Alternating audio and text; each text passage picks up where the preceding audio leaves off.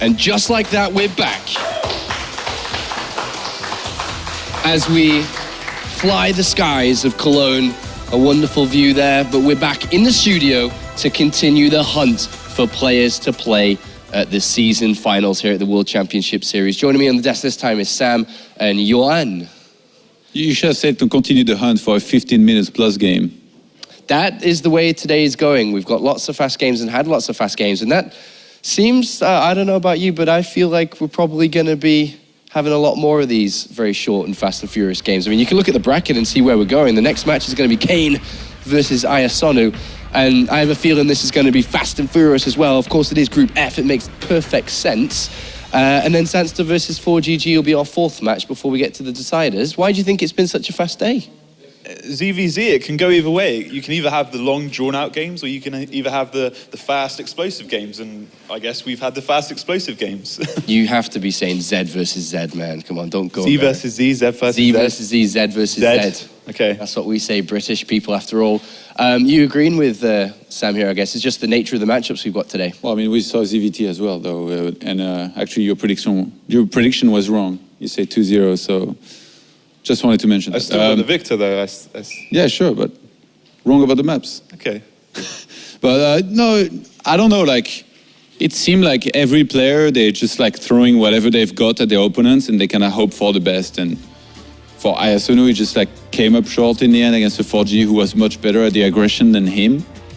And Kane is funny because like he was supposedly going to, I hear a lot of people saying that he was confident and stuff. I saw a bunch of posts on Team Liquid as well, or even he like seemed confident, like in the way that we saw him going around.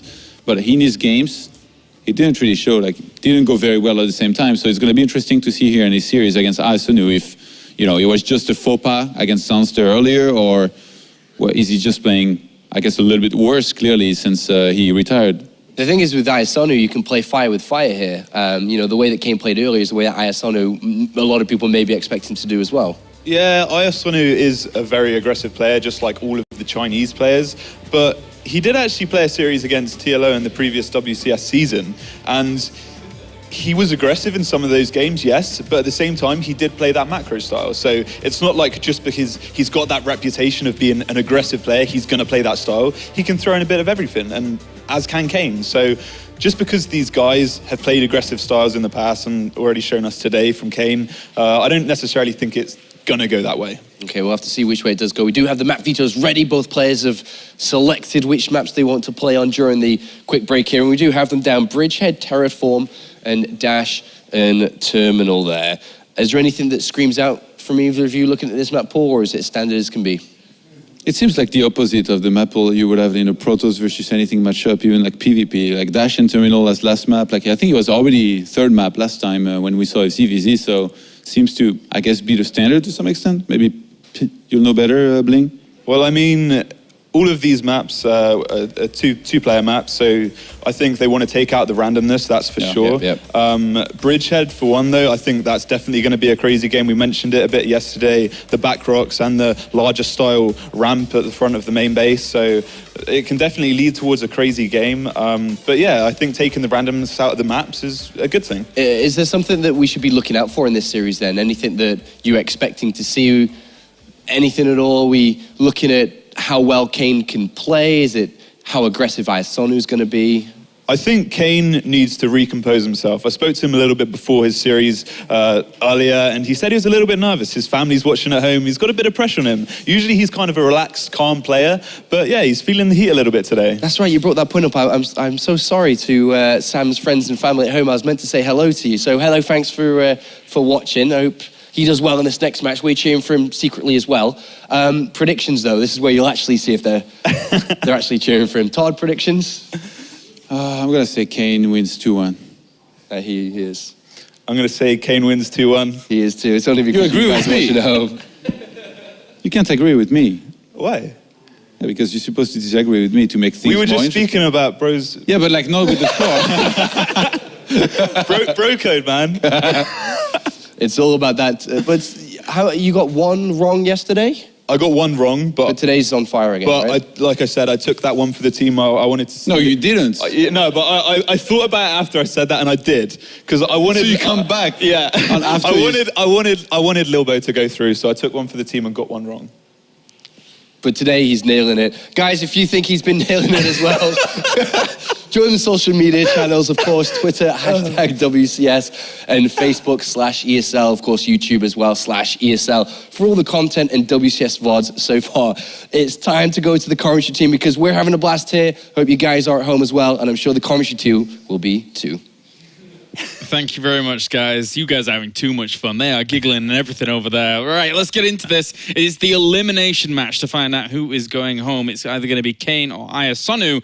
And Ayasonu, you know, after starting that series out really, really strongly there against 4GG, has got to be looking at this and thinking to himself, you know, Zerg versus Zerg, I've got a lot of experience here. I'm going to try and probably put on my aggressive style once again and see if I can crack the nut that is Kane. Yeah, and I think that's a great way to describe Kane. You know, he's such a solid player, and we didn't get to see his full range of play in the previous set, but he's gonna go into rock mode. I'm pretty sure he's gonna play that defensive macro he's known for, and it's gonna be down to IA to crack it. Will he be able to get through? It's a tough one, but I'm very curious to see how this match goes. We shall find out. Game number 1 is going to be on Bridgehead here between them, of all things, as we will get into game number 1 of this. Yeah. Ta-da! I just noticed that. I was kind of like, I think Kane should have something over his ears right now. But thankfully, they do pause right at the start. Come and put those on. The ESL referee is always on top of those sneaky players trying to take those headphones off. I just want to put Mickey ears on them for some reason. But anyway, let's get into this. We do have, spawning over to the right-hand side, it's our blue Zerg. It is Kane. Caught Funker off guard by that one. Sorry, buddy. But yeah, Kane looking to try and keep himself alive. And then over to the left-hand side, we have our red Zerg representing Invictus Gaming from China. It is Ayasonu. Ah, he's on point. Never mind. Surprise introductions there. You know, IA has got a lot to fight for, and we've been talking a lot about Kane. We know him, you know, he's such a regular in the English-speaking community as this guy who he's gone back to university. He's studying hard right now. He's maybe not practicing as much, but we've got to remember IA as well. He actually is a full-time student. He tried to go full-time in 2014. It was going okay for him, but he said, I'm going to go back to university, but I'll keep playing on the side. And you know, some of his titles in China, he's actually taken whilst going through the exam period. So this guy is like really a genius when it comes to balancing two things. The fact that he improves and keeps playing at a better level every season is really incredible. We've had a lot of players in the World Championship Series who were in similar boats, but also attained extremely high highs, which, like, for example, in Europe for a long time, we had Vortex, who was going through exams and still performing as one of the very tip tops. Also, Welmu was going through study periods. Making many top 8s, yeah. Yes, of course. So there probably, well, it looks like there is a correlation for some players here between just having that kind of, you know, always educative mind and then being able to apply that kind of, you know, just mental fortitude to the game as well. Yeah, they're the players I always envy because I could never do it, you know. I'm not good at multitasking outside of, you know, one focus at a time, but whenever a player can do that, it is incredible because StarCraft, it takes so much practice to get your mechanics down, to get your instincts down, so you can react to strategies without even thinking. Now, interestingly enough, IA going for a nice economy build here. Going for a hatch gas pool, going to be getting up the fast link speed. Kane on the other side actually opening up a lot safer with that fast pool first. Yep, doing what he can over to the other side here. And he will be able to poke on in with his first Overlord, see what's going on, and sees there isn't a queen to rival him, so he gets a good read on that. Likewise, Ayasonu saw that this gas over on the other side isn't done just yet. So you can feel a little bit safe about not having to deal with speed, but Kane cancels the gas. Wow. Pretty greedy. Clever move there. And it doesn't look like AA wants to peek back in, so that cancelled gas is really a fantastic move for Kane in terms of tricking IA and what his favored path is. Of course, not going gas means that Kane can't be aggressive in the near future. It means he's just going to build queens for defense at the start, maybe a spine crawler, and he's just going to go drone crazy and, of course, head towards that roach play, because that's the only strong transition you have off this gasless play. And there's certain ways you can take advantage of that, but without IA realizing just yet, he might not be able to get on top of it. A greedy play starts out here from Kane, as he will be banking in tons and tons of minerals, trying to transition over later on when he needs it. Usually we end up seeing Zergs taking double gas to try and catch up later on, but after they've already accumulated a great mineral setup to complement them. And on this map, I think you can wall off pretty well, right, against these earlier moves if you have a good creep positioning. Yeah, and a spine going down for Kane, because he did actually see that, like, you know, there's such a fast link speed. He's coming back in. Did he see that evolution chamber, though? Looks like he did. Yeah. That's a really nice scouting pickup. That tells him that IA's plan is to play a ground-based style. You know, you're not going to be going for that fast upgrade and rushing Mutalisks at the same time. So Kane gathering a bit of valuable information, starting to figure out the options that are open to his opponent. Now, with the +1 starting here for IA, what can Kane do to maybe deal with something like a very strong roach push from IA? He's already got his lair on the way, so that kind of gives us a tip off to probably going up to roach speed as quickly as possible and to try push, right? Yeah, absolutely. This is a really interesting play. We have seen Zergling speed actually cancelled by IA, so it looks like both players have their minds set on rushing up to roaches. Neither player wants to play the Zergling game, and as I say that, Kane, of course, kicks in his metabolic boost back home, and that's actually going to be able to mean he's probably going to go for a big speeding attack, but if the Zergling can scout, bam, spine crawler headbutts him in the face. That's so valuable, because you see the Zergling speed from Kane, there's a good chance he wants to flood out a large number of speedlings, and if that catches IA unawares, that could do something like shut down his third base, maybe run in and kill a bunch of drones. It could be a really powerful attack. Yes, it could. The third drone is already on over towards the third location. Likewise, he sees his opponent's third base going down, and it's been such a funny little dance with this speedling upgrade, because now neither player really has a huge opportunity to be able to pressure it. Kane, though, eventually down the line will have an opportunity to pressure it with the 20 Zerglings he's got, but by that time will there be some defensive roaches out to deal with this? I mean, if you look at IA's attitude, he's got the third down, but he's got as many drones as he wants on two bases. He's got those 3 gases mining, so he's going into mass roach production. With such a fast +1 ranged attack, with such a fast lair, he's got what we'd call kind of a natural timing to hit with fast +1 and roach speed. Yeah. Now, obviously, he won't be able to attack with as he does. See, actually, a massive slow Zergling's coming across here from Kane. IA is going to have to block his ramp and defend the hatchery at the same time, but that is a lot of Zerglings coming out from Kane. Now, this Queen's pretty much sacrificed already here, going out that far to try and get that Overlord. It's going to be up to the roaches to push this away. Should be totally fine, though. That is a lot of roaches here. Needs to make sure that these lings don't try and run past, though, because that's still a lot of lings. They're actually going to try and go for the wraparound here. The +1 just kicked in. Kane realizes that those Zerglings are getting two-shotted, and he says, oh, damn, the upgrade is already kicked in. I got to get out of there. Pulls out after losing a lot of Zerglings, only bruising a few roaches. And behind this, Kane has only droned up just a little tiny bit on his third, and he's going into roaches because he sees how strong IA's army is. And, looks like his lings are going to go for the run-by.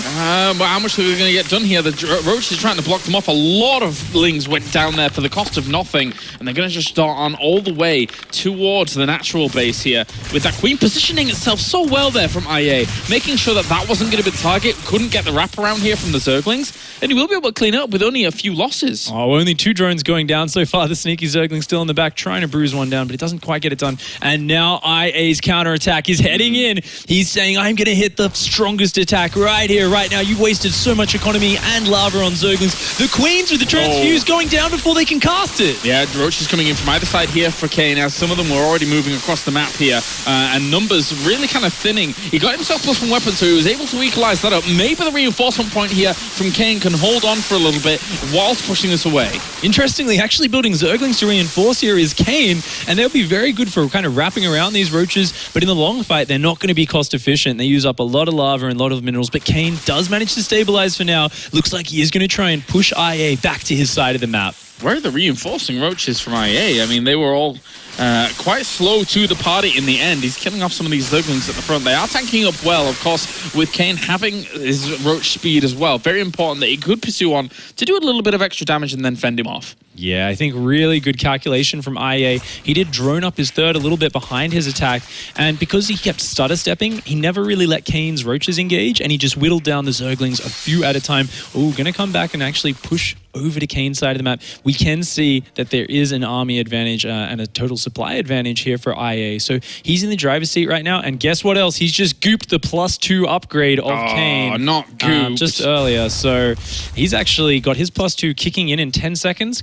Kane's is 150 seconds from finishing. That is 2.5 minutes timing window where IA has a huge upgrade lead on Kane. That +2 range just scales so well in Roach vs. Roach wars. Let's be honest, you don't want to have a goopy +2. That's for sure. Man, that's the worst feeling. Oh, dearie me. But these roaches are going to move on it briefly and don't want to go in there. They don't want to be able to feel the wrath of the concave that Kane would be easily able to set up. So it's just going to be now moving up both of these in parallel with one another, keeping eyes on one another with overlords and things like that and trying to get in. But Kane is well on top of this positioning. He's on top of it, but he is still down in supply and still a very scary position. Those upgrades, Kane needs to have a good defensive position. And look at this. IA's control actually moving in and out, just snagging a roach, pulling back, snagging a roach, pulling back. And it's really putting the pressure on Kane. You can see Kane's mechanics starting to falter a little bit because he knows that he's down on the roach count. He's down on the upgrades. He needs to be so precise with this control, and it's making it very difficult for him. Goes 1-for-1 trade there, and he's going to try and lure him out of position there whilst just take this fight. It's still +2 weapons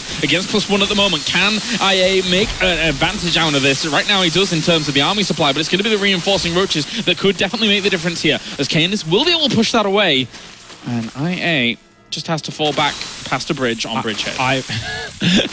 The tactical maneuver there. Oh, nice turnaround from IA. Kane feeling he's got the numbers advantage here, though. He's going to push through. Very ballsy maneuver, taking the worst concave for a bit, but his overwhelming numbers are going to push through, and he will punish IA for that. So a very good calculation from Kane, realizing he had those numbers superior, the superior numbers. Yeah. And, IA here, he's got to pull back, but he's still got that supply lead. The goopy +2 again, not the goopy +2. He still won't be able to have that by the time he goes into this fight once, and now we're back in a position where AI has the reinforcement advantage because those roaches just going to be able to pop out very, very close to the fight. But we have Burrow as well as Tunneling Claws on the way, and in Roach versus Roach, this can make a big, big difference. Kane might be getting ahead of himself a little bit, though. Look at that supply count. Kane has actually gone up to 65 drones. That's 7 more than IA, whereas IA is just pumping out roaches. You can see it. Those roaches use up a lot of supply, but they're powerful. They're good at fighting, and he has a huge roach lead right now. Look at this. He's coming in here. Kane's army is not ready. It's not in position. Only a few Zerglings there, but IA is just going to poke at the front.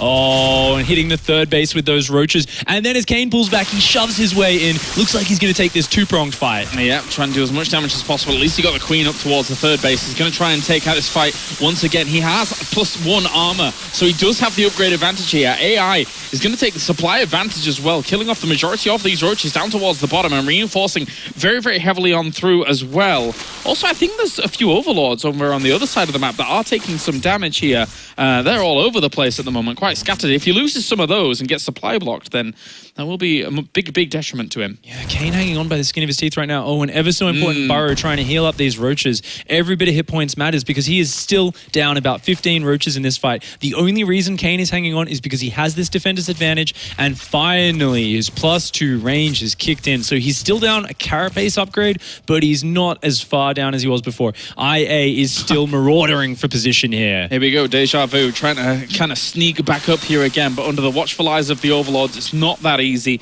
AI, though, just looking to posture. This is the true classic Roach versus Roach and Zerg versus Zerg that we do see from time to time. We're going to the first-person view now of Kane, who is trying to battle back against this. He's up against the wall.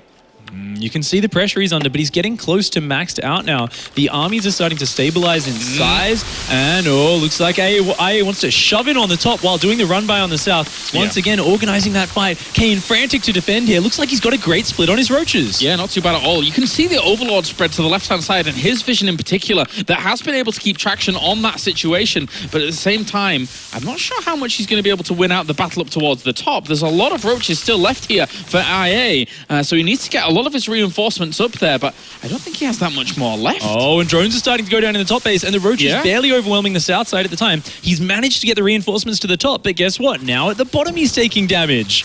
Very, very good moves here by IA, just really stretching Kane thin, but still commendations to Kane to try and keep himself in this. He sees the stream of Roaches moving up towards the top, though. He's got to be a little bit fearful of this, as all the Overlords have revealed it. How much can he have in support for this? It's 84 army supply against 68 at the moment, and the Roach numbers now are definitely thinning for Kane. Yeah, Kane's supply is starting to drop. IA seems to be finding just this slight timing of weakness just before the Roach reinforcements get there, and IA is shoving in and capitalizing on it. There you go, GG. IA will take game at number 1 from Goopy +2 to Goopy Lava at the end there. And, you know, being able to actually lock down and contaminate those hatcheries in Zerg versus Zerg is actually very important when you deny the production of lava for about 40 seconds or so. Oh, it's actually huge. I mean, you could see because the pressure Kane was under, he was missing a couple of injects here or there, which literally every player in the world would in that situation. And not only that, you know, it's hard to keep your production absolutely constant when you've got these Roaches maneuvering like that. And this is one of these features. I mean, it's one of the new maps, Bridgehead. There's 2 main avenues for attack, and it's not something which players have a lot of experience with in StarCraft 2. It's really the first time we've seen it in the StarCraft 2 map pool is with Bridgehead and Moonlight Madness, and it's so difficult if you get on the back foot in those Roach Wars, and you can just see Kane there sweating a little bit. The pressure of trying to defend in that position for so long has got to get to you. It's definitely on right now. Zayasonu is doing well with his Roach control, and our second game here very soon will be on the way. As Zayasonu, obviously he wants himself to get into a position where he can try and push on through this group. It's still a strong group though, still a powerful group, and Terraform will be our next map here. Pig, what do you make of it here for Zerg versus Zerg? Well, this is Kane's pick, so let's keep that in mind. And it's actually a fantastic map for 9 pool. We saw him execute a really typical 9 pool into Zergling speed pressure earlier, but it didn't work out because it was against the safest build in the book. But that could be an option which he goes for. Just generally, though, if he feels like playing Roach Wars, this is a map where you can wall off at the natural, you can go gasless. So there's a lot of options open to Kane, but what you want to identify is, yeah, it's good for 9 pool, but other than that, it's very standard, it's 2 players, it's very reliable. And if we think back to their vetoes, we've seen IA kind of veto some of the more standard maps like Coda, whereas Kane vetoed some of the crazier maps like, I believe, Iron Fortress. So, I mean, maybe we're going to see that come into play here, where IA goes for something a bit more aggressive himself. Kane is in Last Chance Saloon now here for game number 2 in this best of 3. As he tries to scramble on back against Ayasonu. Looks good there in that Roach versus Roach war. Up to the top left-hand corner, we do have our blue Zerg from Canada. It is Kane. Looking to reclaim some of his pride after those losses. You know, he felt he got very unlucky in that first series, and he really wanted to bring it back. And he said his family is watching at home right now. They want to see him do well. And you know, I've played Kane many times. He's stolen many of my ladder points. But first of all, he has to make it through his opponent over here. It is Ayasonu. Definitely showing strong Zerg versus Zerg, and might be able to rival Zanster later on if it does come down to that. But we shall find out soon. Obviously, we have the qualifying match coming up next after this. Zanster or 4GG, yeah, depending who, of course, goes into the final match. Of course, the player who wins this match goes through to the final deciding match to see who will take second place in the group a bit later on tonight.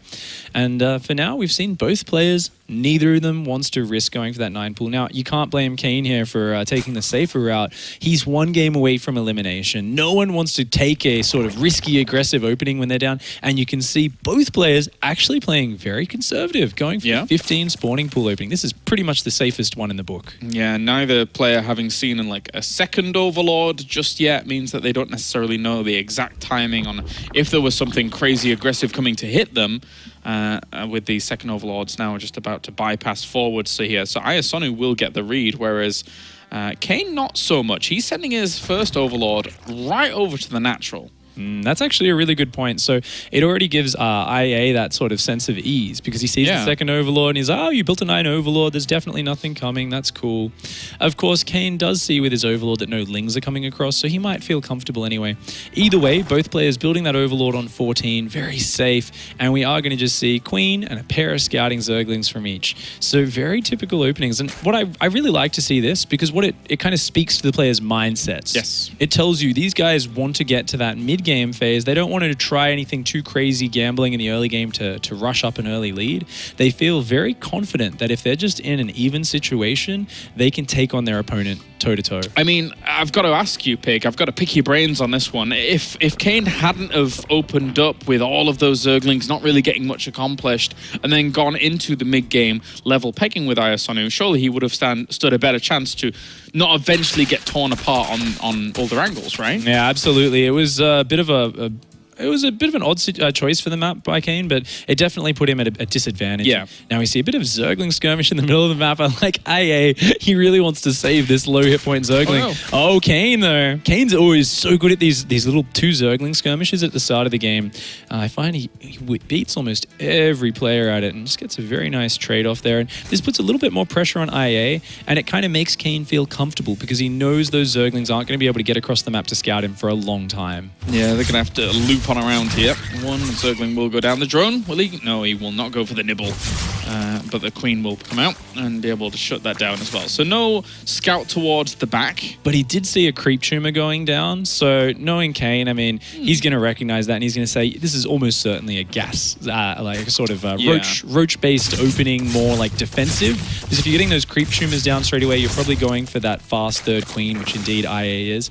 And while IA is getting a Zergling speed, it's a pretty slow Zergling speed. So Kane's probably going to feel quite safe having seen that early creep tumor. That's true. That is very, very true. And the kind of insight that we get when we have you here, Pig, thank you very much, as we do obviously now see him walling off little chunks of the front there with that evolution chamber, which will leave him in an even better defensive position here, Ayasonu. And also just getting that creep on that forward nicely. We'll give him a good heads up, obviously with the overlords that he has over there as well. He must have seen the roach going over towards the third. The drone heading to the third. Yeah, I believe he knows about that. Interestingly, IA is keeping his Ling speed upgrading, so he might actually decide to keep it this game, go for some Zergling pressure.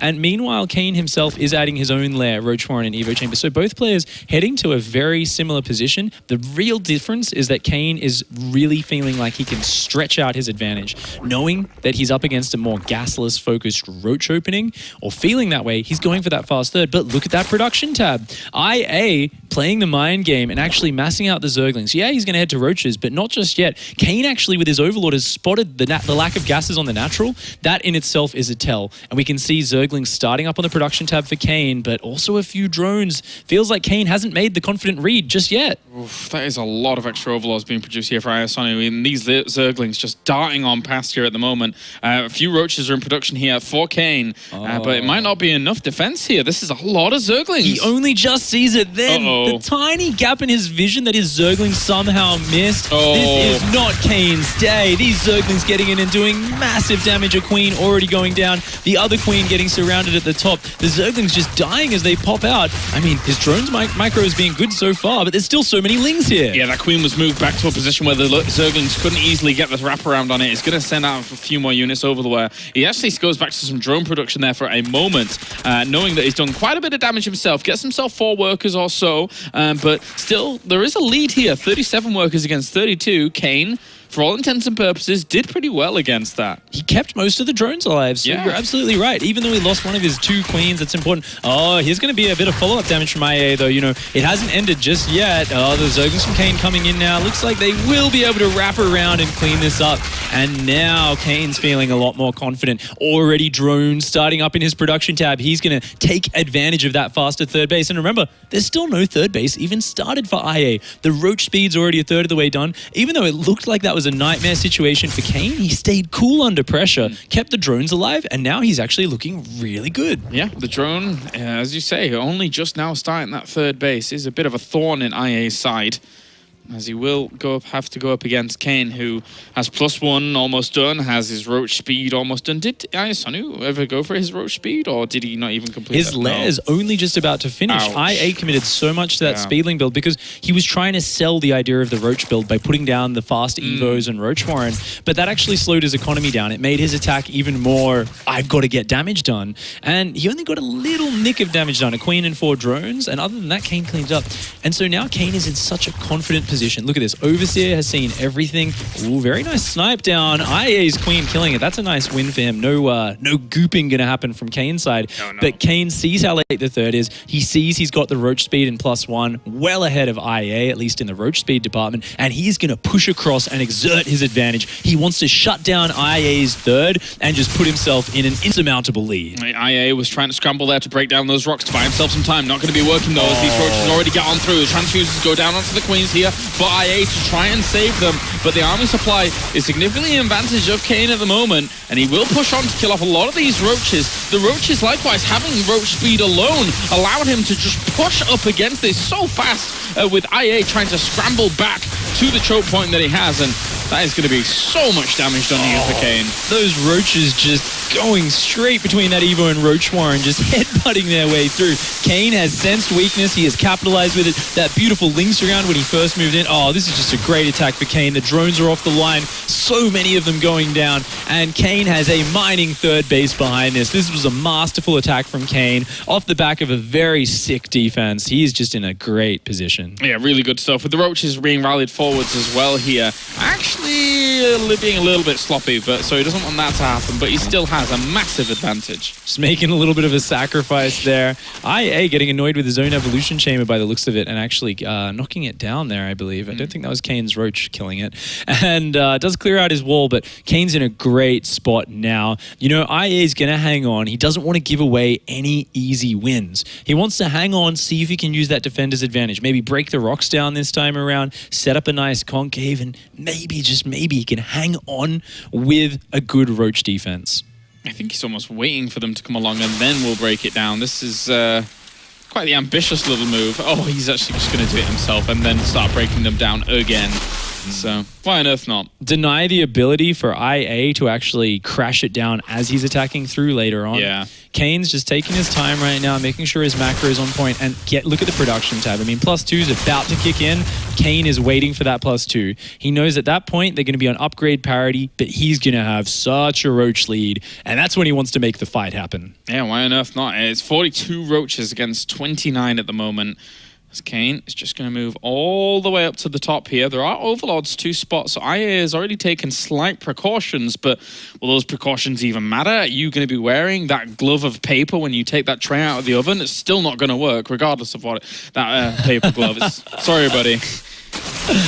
Yeah, I don't think the meal's going to turn out too nicely here for IA. That is just a lot of roaches from Kane, and he's just coming in with this huge concave, denying the ability for IA to choke up his army. And IA, he's got a great defense. He's rallying roaches out, but this is a numbers game, and he is simply being overwhelmed. His hands got burnt. It's got very burnt, and that is going to be a lot of roaches going down with this third base completely under siege. GG, game number 2 goes to Kane, and he will tie up the elimination match 1-1. Yes, you can see that relief on his face. Oh my God. Kane playing it up a little bit there, having a little bit of a laugh. And I mean, you know, he is actually, that's genuine relief on his face, it is, because there was that moment when those, those lings flooded out just outside of his Zergling vision. His Zerglings were moving specifically to plug the gap in his Overlord's vision. Yeah. And then somehow IA's lings just snuck right past. Wasn't until they were at his base that he saw them. Still somehow hung on, deflected the attack, and just countered and just destroyed him. And you got to feel good after that game. No 0-4 today for Kane. No, definitely not. He gets himself a map under his belt, and we do see a little bit of concern there on IA's face. We're going to go to a short break, and when we're back, we'll see if that man can make it on here at the World Championship Series.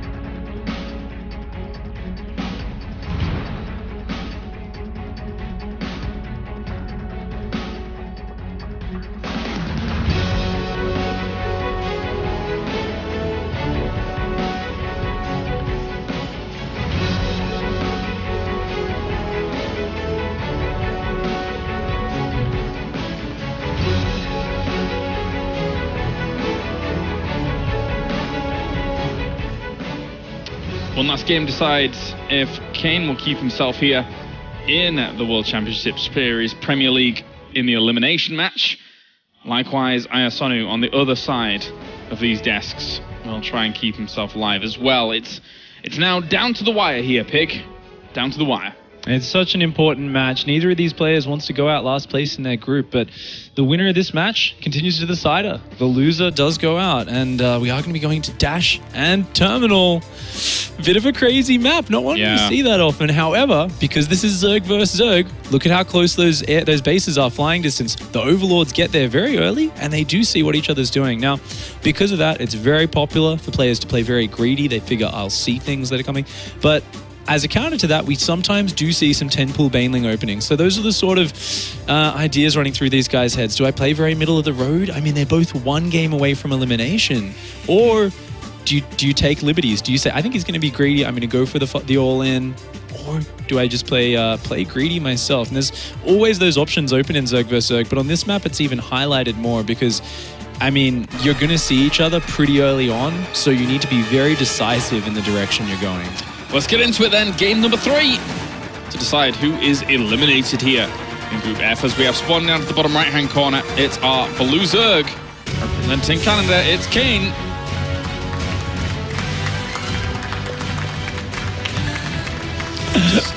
Looking very G'd up after that win. You know, Kane wants to do well here, and he definitely can, but he does have to get through the representative from China, the player who's risen to prominence in the top of the Chinese scene this year. It is IG's IA.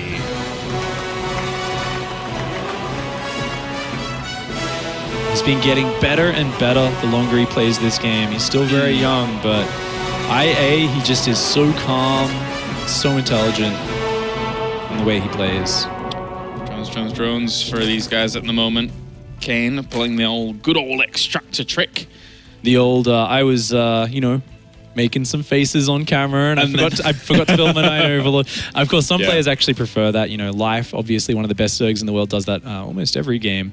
But, both players going to open up here. No early pool option just yet. And thinking about this map in other general terms, something that can come into play later on is when you're looking at a 4th base, some players actually do take the gold. It's not very common, but there is a gold base kind of below the mains of each player, as well as down in the middle of the map, below the watchtower, as Funk is showing us. And those can come into play a bit later on. Also, there's a lot of attack avenues. There's a lot of paths, even when you're on your 3 bases. But because your bases are very close together, you can still defend quite well. Yeah, it's a bit of a scary map. I won't know that one thing is for sure. When Zerg's going up against Protoss, for example, Mutalisks can be extremely annoying because it's kind of awkward to transition between all the bases. Is there anything like that in Zerg versus Zerg that can hurt a Zerg here? Well, I think mutas are great here. I mean, it's a fast rush distance, and you've got all that dead space, and like you said, it's hard to get between the buildings and the bases to defend. Interestingly enough, we do see Kane opting for the greedier opening, going for the pool, the hatch first, into the gas on the pool. And of course, on the other side, IA looks like he's very confident to keep on playing his middle of the road pool first opening. He feels like he can just take it on in a standard game. Yeah, maybe he's like slightly behind in his extra queen coming out or his drones, but this is a very strong play for both players. Just Kane taking that slight economic edge. And one thing's for sure though, if you are a little bit newer to StarCraft, this is one of the crazier maps we've ever had in map pools. If we just take a quick look at a natural base, for example, usually naturals have one entrance, maybe 2 entrances to them, but there is this huge one to the front. We have one to the back as well that can be blocked off by some races. And then obviously we have this destructible rocks at the front. So lots of attack angles into naturals that you don't commonly see on StarCraft maps. Oh yeah, Tunneling Claw Roach is pretty popular here, and we've seen both these guys do enjoy the mass roach sort of style, so something we could come into play a bit later on. Ooh, a very fast Baneling nest coming out here from Kane, actually. Could be for a bit of aggression, maybe just playing a little bit safe himself. I mean, looking at the scouting information, Kane did spot the gas timing of IA, saw that it wasn't particularly early, so I'm inclined to think maybe looking to do some aggression. And look, Kane sending 4 lings across the map. Now, keep in mind that back door. If you sneak in Banelings through the back door while attacking the front to distract them, that's a very powerful move. And it looks like Kane may be getting ready to do that a little bit later on. The Queen and Zerglings are already posturing, though, to deny that, which is smart of them. Notice as as well the baneling nest positions by both of these players so that the queens can tuck themselves in between the baneling nest and the hatcheries just in case they were to get wrapped around by zerglings, limit the surface area on them. Of course, one issue though is that mineral line is always so exposed. Yeah. You know, it's so far to the front of the base and it's close to the back door. So Kane here is going for the aggression. He's saying, I'm going to drone behind this. This isn't an all-in, but you are going to have a lot of pressure on you very fast. And IA's Baneling Nest isn't even finished. It just finishes now. Kane's Banelings have already finished morphing.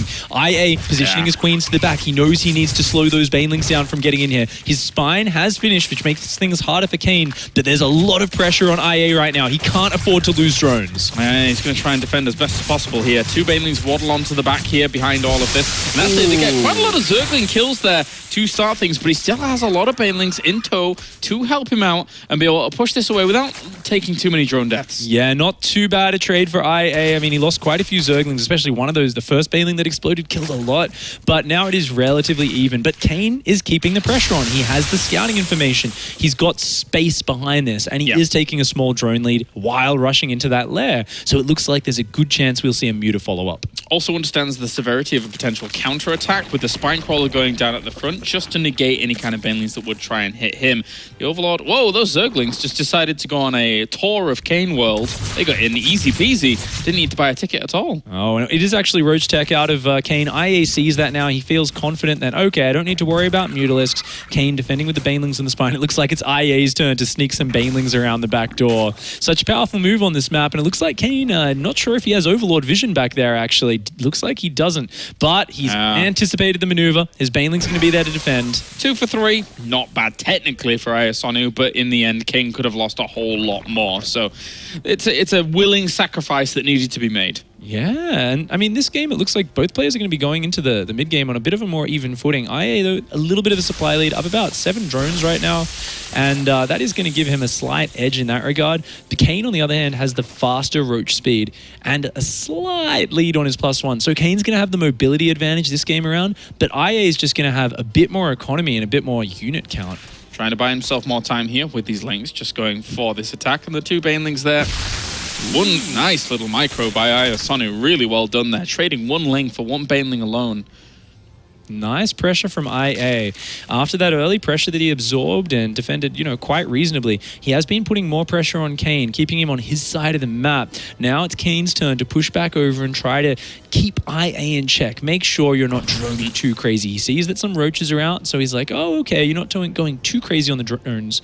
But keep in mind, if we look at IA's third base, he's actually already up about 7 drones, and his natural and main actually have higher saturation than Kane's. So it's a little bit subtle, but he has been mining a little bit more throughout these stages than Kane has. We'll see how he's going to be able to fare as these Lings, once again, look to... I mean, they could get themselves a Queen kill and a few drones. That'd be fantastic for them. There are some reinforcing units coming along, but even just a drone's not too bad for that many Zerglings that managed to get away. So, good moves from IA. IA continuing to push his drone edge, going up to 57 drones right now. That's actually really big. Going for that double Evo chamber play as well. Kane's just lagging behind a little bit in that economy, and IA starting to push those leads ahead. Are we going to see a repeat of Bridgehead Game 1, where IA just muscled him out with superior numbers? It's going to get trickier and trickier if Kane doesn't catch up, and I mean, he's only just closed that drone count now. Well, let's he's already poked in there, had a look at the saturation towards that third base, and we'll try and account for it. IA seems to constantly keep getting his carapace a little bit earlier than Kane in these fights. And in a Roach versus Roach war, when you've got same weapons upgrades, but that carapace, how much is that making a difference here for IA? A single carapace doesn't make the hugest difference in the world, but when you are looking at like 50 roaches versus 50 roaches, it does kick in. It does make it change. And oh, sneaky little pair of Banelings morphed here by IA. If Kane doesn't see this, this could actually kill a lot of his drones. Oh, such a nice maneuver from IA. Only gets 3 drones and a Zergling, but great attempt. And even 2 Lings at the same time, trying to kill a rallying drone. Just tiny moves here from IA, but he's not only getting scouting, he's just making Kane feel the pressure. He's putting Kane on the back foot mentally. Yeah, that little Zergling alone is very, very irritating. Even having to just pull a few drones there to kill that off. But he gets... Oh, almost got a drone. Almost. So... Not the hugest of deals, but a bit of an annoyance. 104 army supply against 79 at the moment. with Tunneling Claws already on the way, as well as Burrow here from Kane. So really trying to start deviate up his potential. This kind of feels like game one, but being a little bit more level pegging, with IA slightly in the lead. Yeah, a little bit. And the scary thing right now is that Kane's still adding drones. Ooh. IA rushed up to 57, 58 drones very early, and then has non-stop been building roaches. Kane on the other side kind of built his drones later, and he just kept adding them and adding them. And this huge roach push out, it's a big army. Kane's army is just so much smaller than this now. He contaminated the +2. So right now, this +2 weapons gap is going to be big here. And that is exactly what AI is claiming for. He is looking to try and push in from both angles while the +2 is just about to finish up. Burrow's about to complete here for Kane, though. He only has about a 20-second lead on the +2, so fighting now might actually be like the right idea for IA. Coming in from both sides, trying to establish that concave, but good positioning from Kane so far, keeping those choke points held up. 6 seconds, 5 seconds on these upgrades, just about to finish up here for IA. Is he going to be able to do something with this? Because right now he does have that weapons advantage here with these roaches now pushing forward on both of these fronts. He might be able to make a big difference here, my AI, as he has 120 army supply against 92. This is his window to try and do something. +2 weapons finished up for Kane, but is it early enough here as it's 40 roaches against 19 at the moment? AI might have just been able to conquer this position. Oh, IA found his timing beautifully there. He just came in right then. The upgrade wasn't done for Kane, and Kane just had less roaches. He's pulling drones. He just doesn't have that critical number, and he's forced out of that game. GG, IA will live on to fight another day, and when it comes down to it, the goopy +2 doesn't work out. Oh, no. I mean, Kane was trying to play a little bit more defensive, and when your +2 gets gooped like that, it makes all the difference, because you're really trying to push your lead. But IA is so calm, so confident. I thought he was in a bit of trouble with the Baneling pressure at the start, but he cleaned that up with great queen positioning, some good Zergling reactions, and IA just played very well throughout that series. I mean, the killer instinct as well, to find that small weakness, that hole, being able to get that contaminate down and slow it down, hitting that timing when he did.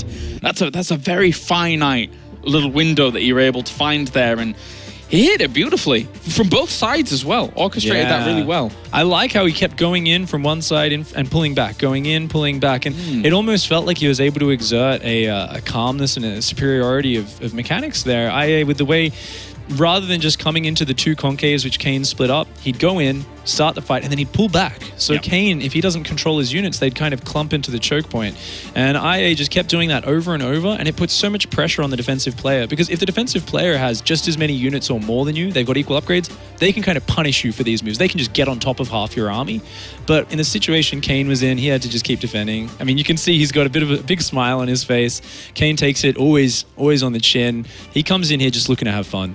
Yeah, he does. And I'm sure, later on down the line, as he's kind of in this semi-retired state or whatever, he'll continue to try and qualify for the World Championship Series, maybe into 2016. Yeah, Legacy of the Void. Yeah, if he wants to continue. It's going to be an exciting time. There's going to be a bit of a reset all around. So it's going to be a very exciting time. I think we're going to see a lot of old faces as well as new ones that we've never heard of before, kind of popping up with the entirely new game that will be. Yeah, because the entire speed of the game is changing for the most part, right? Yeah, some of the changes at the moment, it's crazy pace, it's awesome. There's lots of different micro techniques and everything. But of course, right now everyone's still focused on HOTS for the moment. Everyone's still kind of got their mouse and keyboard down to that grindstone. Yeah, that's true. All right, well, I believe we're done here for the caster's desk, and we'll head over to the analysis one with Sean and the boys.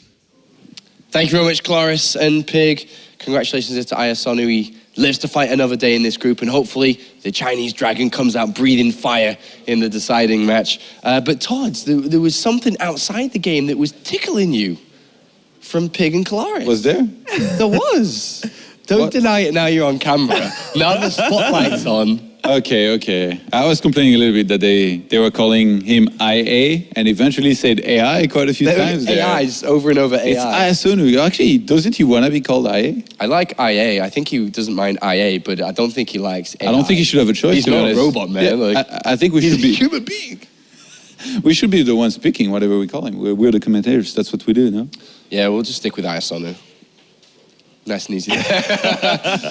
I know you like IA, but we'll Ayasonu. A decent performance from the 22-year-olds, and he finds himself in a good position, and he looked good in that series. Kane delivered a good fight, though, no doubt. Yeah, it was a 2-1 in the end, which we did predict, but the other way, sadly for us. And no, I mean, we always knew that he likes to make roaches, he likes to play pretty aggressive. He was probably going to be favoring him a little bit here going to this matchup against Kane, and in the end, it did barely. Like, Kane held on very nicely, and I feel like his performance with finishing last in this group really doesn't do justice to what he's capable to do, but sadly for him this time, that's how he's going to go. Yeah, for Kane. Yeah, and, when are we going to see Kane again? He's next now season, eliminated from after beating Huck 3-2 in the Challenger match. Yeah, but next season's not till next year. It's a long way away now. So not too sure when we'll be able to see him again competing. But he's going to live the uni life, the student life. And, he's excited for that. We talked to him a little bit about it before. He's already started to go to the gym in preparation for that. Yeah, it seems like I've got him on Snapchat. He's my bud on Snapchat. And he's already been enjoying the uni and the student life. You have a couple of Snapchats, have you, from Kane? I've had a few. Yeah, we've exchanged a few. Nothing like... You said that very intensely. nothing too extreme, but yeah, we've shared a few. I like Kane. He's a good guy. He always brings that chilled, kind of laid back vibe towards to the competitions that he goes to. And even though he did lose now, we may not see him again. Obviously, the next WCS season is probably going to be Legacy of the Void, or it will be Legacy of the Void, and you're going to have to practice that a lot, and whether he'll practice that enough to get at that Premier kind of level, we're going to have to wait and see. Ayasonu could get 2 round of 16 performances back-to-back here if he's able to beat, the loser of either the next match, 4GG or Zanster. You think he has it within him to beat either side here? No, I don't think so, actually. Really? Yeah. You don't believe in him? Not at all. We need some more propaganda for these kids. Really, why? Wow, that's blunt. The thing is, his style is sort of predictable, and even though he's got good injects and he makes a lot of units, I feel like if you're a top player, I don't think you should be losing to him as much. And to be honest, I feel like this about a lot of people. Even Has, I feel like his style shouldn't be working, but then he kind of does. So maybe it's a little bit of the same with Ayasonu. I don't think he's a bad player by any means. I just think that the other players in this group, in this case, Zanster and 4G, they should be a caliber above his. So unless something special happens, I don't think he should be able to beat them. Brutal. Todd is brutal today. Thanks very much, gentlemen. It's time to get ready for that winners match to see which player is going through in first place, which player is going to the season finals in Poland. Which one's it going to be, 4GG or Zanster? When we come back, we'll find out.